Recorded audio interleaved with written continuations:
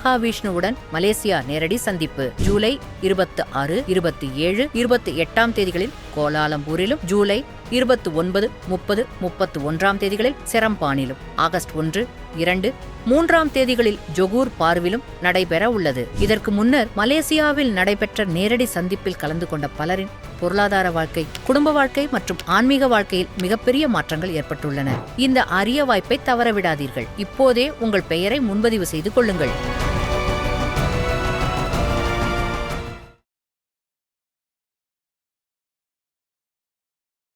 நான் என்ன கேட்குறேன்னா, முதல்ல அது ஏன் செய்கிறோம்? அந்த ஆன்மா நல்ல நிலையில் இல்லைன்னா நல்ல நிலைக்கு போகணுன்றதுக்காக செய்கிறோம். சரி, ஒரு ஆன்மா ரொம்ப கொடூரமான செயல்களெல்லாம் பண்ணி செத்துடுதுன்னு வச்சுப்போம். கொலை, கொள்ளை, கற்பழிப்பு, ரேப்பு எல்லா கன்றாவையும் பண்ணிட்டு செத்துடுது. கான்செப்ட் படி என்ன? இப்போ அந்த ஆன்மா உயர்ந்த நிலைக்கு போகாது, அப்படி தானே? இல்லை போயிருமா? முக்திக்கு போயிருமா? இப்போ நான் என்ன கேட்குறேன், இப்போ அப்படி ஒரு ஆன்மா இருக்குதுன்னு வச்சுப்போம். இப்போ அப்படிப்பட்ட ஆன்மாவுக்கு நீங்கள் வந்து சொந்தக்காரர் இல்லை அப்பானே வச்சுப்போங்க. ஒரு எக்ஸாம்பிளுக்கு சொல்கிறேன், ஃபார் சேயிங். இப்போ ஒரு ஐயரை கூப்பிட்டு உட்கார வச்சு 5000 இல்லை 5 லட்ச ரூபா கூட செலவு பண்ணுறான்னு வச்சுப்போம். இப்போ ஐயர் ரொம்ப ப்ராப்பராக மந்திரம் சொல்கிறாருன்னு கூட வச்சுப்போம். இப்போ அந்த ஆன்மா முக்திக்கு போயிருமா? இல்லை எனக்காக சொல்கிறீங்களா, இல்லை உணர்ந்து சொல்கிறீங்களா? அப்போ என்ன வேணாலும் பண்ணிவிட்டு முக்திக்கு போகிறதுக்கு ஒரு ஐயரை கூப்பிட்டு நான் வந்து மந்திரம் படித்து அவருக்கு ஒரு பணம் கொடுத்தா போயிடுமா அது? அப்படின்னு எல்லாருமே ஈஸியாக எப்படி வேணாலும் ஜாலியாக வாழ்ந்துட்டு ஐயரை கூப்பிட்டு மந்திரம் சொல்லிட்டு போயிடலாமே. அது அவர்கள் தொழில், அவர்களுக்கும் ஒரு குடும்பம் இருக்குது, ஒரு வாழ்க்கை இருக்குது, அதெல்லாம் இருக்குது, தப்பு கிடையாது. அது அவங்கவுங்க திருப்திக்காக செய்கிறாங்க, அவ்வளோதானே தவிர அந்த ஆன்மாவுக்கு நம்ம தர்ப்பணம் கொடுத்தா அந்த ஆன்மா நல்ல நிலையை போயிடும் அப்படின்றது என்னை பொறுத்த வரைக்கும் அது பாசிபிலிட்டி இல்லை. இன்னொரு ஆங்கிளில் எப்படி வந்து பார்க்கலான்னா, இப்போது ஒரு சில ஆன்மாக்கள் வந்து எப்படி இருக்கும் அப்படின்னா, கொஞ்சம் கடுப்பில் இருக்கும்னு வச்சுக்கோங்க. நம்மளை கண்டுக்கவே இல்லை அவன் சாகிற வரைக்கும். அப்போ கோபத்திலே சுற்றிக்கிட்டு இருக்கு அப்படின்னா, அவங்கள நினைவு கூறுறதுக்காக நீங்கள் போகிறீங்க. அப்போ அந்த ஆன்மா பார்க்கும். அப்போ உங்கள் மேலே பெரிய கடுப்பு இருந்திருக்கலாம். அப்போ அட்லீஸ்ட் அந்த ஆன்மா வந்து நல்ல ஆன்மாவாக இருக்குது. ஆனால் அந்த ஆன்மாவுக்கு வந்து கோபமே வந்து நீங்கள் கண்டுக்காமல் இருக்கிறதான் இருக்குதுன்னு வச்சுப்போம். அந்த மாதிரி நேரத்தில் போய் தர்ப்பணம் கொடுக்குறீங்க அப்படின்னா, தர்ப்பணம் கொடுக்கறதுனால அந்த ஆன்மா வந்து திருப்தி அடையாது. அட்லீஸ்ட் இப்போயாவது என்னை ஞாபகம் வச்சுக்கிட்டானே அவன், சரி நல்லா இருந்துட்டு போய் தொலை அப்படின்னு சொல்லிட்டு அந்த ஆன்மா போகும். அப்போது அப்பயுமே அந்த தர்ப்பணம் வேலை செய்யலை, அந்த கன்சர்ன் இருக்குல்ல. இந்த ஆன்மாவுக்கு நான் ஏதாவது பண்ணணும் அப்படின்னு சொல்கிறேன்ல, அதுதான் சொல்கிறேன். நான் என்ன சொல்கிறேன்னா, உயிரோடு இருக்கும்போது தண்ணி கொடுங்கன்றேன். இல்லை நீங்கள் செத்துப்போங்க நான் அப்புறம் பால் ஊற்றுறேன் அப்படின்னு சொல்லாதீங்கன்றேன். ஒருத்தர் உயிரோடு இருக்கும்போதே தண்ணி கொடுக்கலன்னா நம்ம செத்து போனதுக்கப்புறம் பால் ஊற்றி ஏதாவது பிரயோஜனம் இருக்குமா? என்னை பொறுத்த வரைக்கும் இல்லை.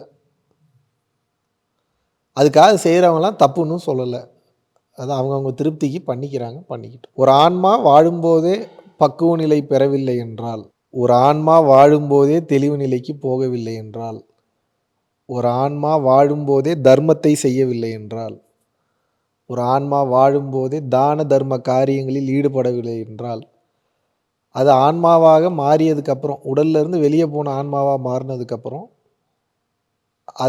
அதனால் எதுவும் பண்ண முடியாது. அதனால் ஒரு பயனும் இல்லை. அது இன்னொரு பாடிக்காக வெயிட் பண்ணி தான் ஆகணும்.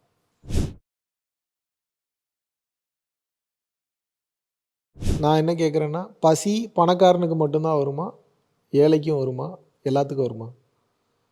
சரி, பசி எடுக்கும்போது ஒருத்தன் எல்லாம் இருக்கிறவனா இல்லாதவனா? பசி என்ற ஒன்று எடுக்கும்போது அவன் இல்லாதவன் தான். எது இல்லாதவன்? உணவு இல்லாதவன். உணவு வாங்க முடியாதவன் சொல்லலை, உணவு இல்லாதவன்.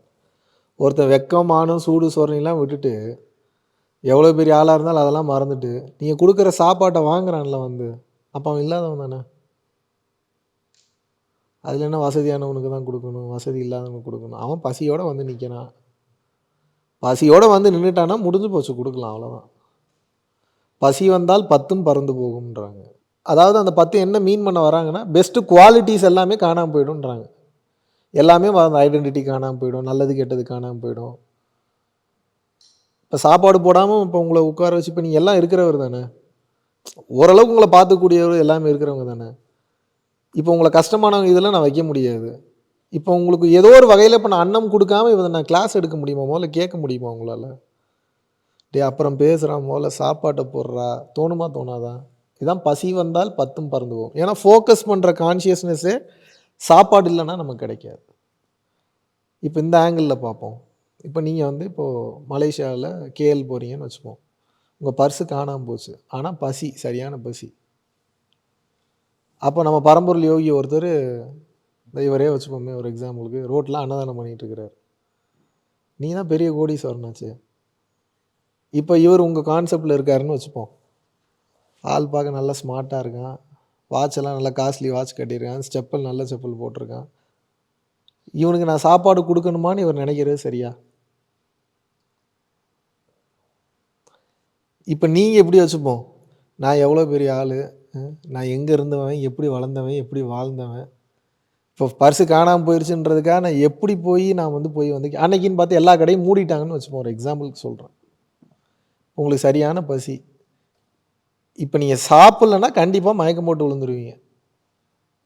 இப்போ நீங்கள் சாப்பாடு போய் கேட்காம இருக்க முடியுமா? இப்போ நீங்கள் இல்லாதவன் தானே. ஆகஸ்ட் மாதம் 23ஆம் தேதியிலிருந்து 29ஆம் தேதி வரைக்கும் 7 நாட்கள் வந்து பார்த்தீங்கன்னா பூட்டானில் வந்து ஒரு அற்புதமான ஒரு ஸ்பிரிச்சுவல் யாத்திரையை வந்து மேற்கொள்ள இருக்கிறோம். டெக்னாலஜிக்கு முக்கியத்துவம் கொடுக்காம மக்களினுடைய வாழ்க்கைக்கும் பிறவியில்லா பெருவாழ்விற்கும் முக்கியத்துவம் கொடுத்து போகக்கூடிய மிகவும் வளமான அற்புதமான சக்தி மிக்க ஒரு நாடு. இந்திய குடிமகன்களுக்கு பாஸ்போர்ட் என்பது அவசியம் கிடையாது.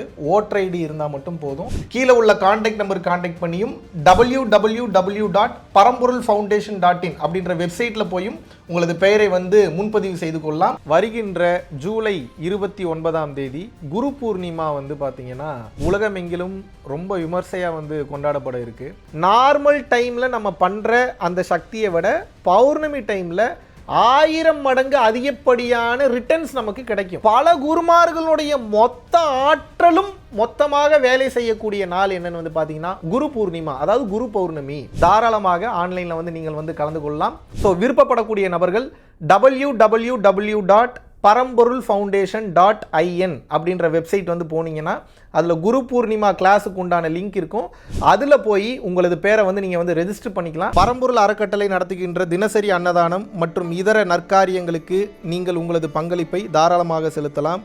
இதனால் என்னென்ன பலன்கள் கிடைக்கும் என்றால், தரித்திர தோஷம் விலகுகின்றது, அன்னக்குறைவு தோஷம், பித்ரு தோஷம், கர்ம தோஷம், பாவதோஷம் மற்றும் கிரகங்களினால் ஏற்படக்கூடிய தோஷங்களின் தீவிரமும் குறைகின்றது. மனக்குழப்பம் மற்றும் எதிர்மறை எண்ணங்கள் விலகுகின்றது. குடும்ப கலகங்கள், தொழில் தடைகள், பணத்தடை, கல்வித்தடை, திருமணத்தடை, சந்தானத்தடை, நோய் தொடர்பான கர்மபாரம் முற்றிலும் வந்து தீருகின்றது. ஆகையினால் இந்த பரம்பொருள் அறக்கட்டளை நடத்துகின்ற எல்லா விதமான நற்காரியங்களிலும் உங்களது பங்களிப்பை வந்து செலுத்துவதற்கு கீழே கொடுக்கப்பட்டுள்ள வங்கி கணக்கிற்கு தாராளமாக நீங்கள் வந்து பணம் அனுப்பலாம். நன்றி, வணக்கம்.